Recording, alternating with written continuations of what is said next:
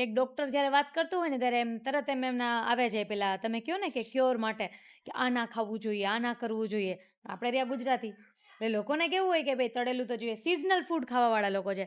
અમુક ટાઈમે તળેલું જોઈએ, અમુક ટાઈમે બહુ ઠંડુ જોઈએ, અમુક ટાઈમે ફ્રીજ પાણી વગર તો ચાલે જ નહીં ઉનાળામાં. એસી વગર ના ચાલે.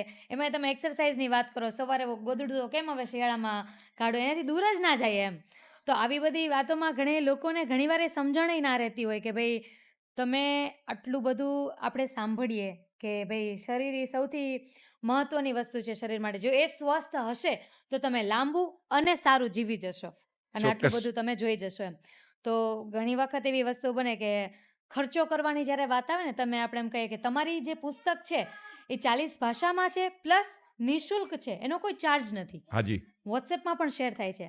પણ આ બાબતે મને એક વખત એવી વિચાર આવે કે ક્યાંક એવા કેમ્પ લાગતા હોય ને કે ડૉક્ટર તરફથી કે કોઈ જગ્યાએથી કે કોઈ ટ્રસ્ટ તરફથી તમને ફ્રીમાં કોઈ એવો ઇક્વિપમેન્ટ્સ મળે છે તો લોકો દોડીને જશે. પણ જો કોઈ એવું કહેશે કે 2000, 5000 કે 10,000માં 6 મહિનામાં એક વખત ક્યાંય એવો કેમ્પ લાગ્યો કે બોડી ચેકઅપ કરવામાં આવે છે, જે 6 મહિનામાં માવામાં કે કોઈ પણ બીજી વસ્તુમાં પોતાના સેલ્ફ એન્જોયમેન્ટ માટે ખર્ચો કરતો છે પણ એ બોડી ચેકઅપ કરાવવા નહીં જાય. સર આવા લોકોને તમે શું કહેશો? એવું છે કે આવા લોકોને હું એમ જ કહીશ કે જે રીતે આપણી પાસે પૈસા હોય, બેંક બેલેન્સ હોય કે જે કાંઈ ગોલ્ડ, લેન્ડ, શેર, આ તે જે કાંઈ એ એક પ્રોપર્ટી છે. તો જો કોઈ પૈસાદાર વ્યક્તિ હોય તો એને આનંદ છે કે ભાઈ મારી પાસે પૈસા છે. તો હેલ્થ છે એ પણ એક એસેટ છે. અને આ હેલ્થ એસેટ છે એ જો તમે તંદુરસ્ત હશો તો તમે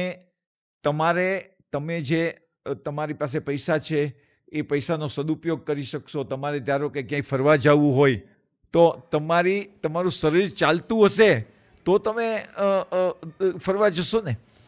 જો તમારે કંઈ જમવું હશે તો તમને ડાયાબિટીસ, બ્લડ પ્રેશર વગેરે ન હોય ને કાબૂમાં હોય તો તમે આ ખોરાકનો સ્વાદ માણી શકશો.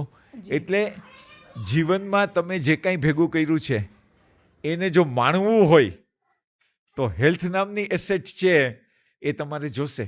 એટલે હું એવું માનું કે તમે વેલ્થ એસેટની સાથે જો હેલ્થ એસેટમાં પણ ધ્યાન આપશો, એસઆઈપી કરશો, કાળજી આપશો, સમય ફાળવશો તો તમે તમારી ઉંમર વધવા સાથે તમને એનો લાભ ચોક્કસ મળશે. જી